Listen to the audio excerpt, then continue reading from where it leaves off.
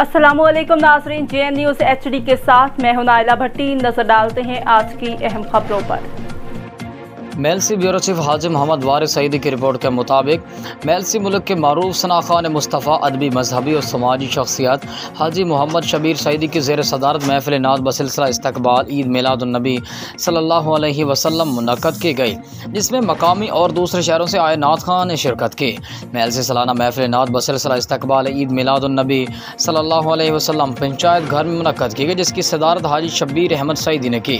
महफिल नात में अम्मार हैदर खानेवाल, हबीब अहमद लोथरा, साहिबजादा तैयब मखदूम, मोहम्मद मखदूम रशीद के अलावा अहमद रज़ा, बाबा जहांगीर, शेख अल्लाह डिवाया, अरशद साबरी, मोहम्मद नवाज, साजिद रज़ा के अलावा मकामी नात खान बरगाह रिसालत में हदिया नात पेश की गई।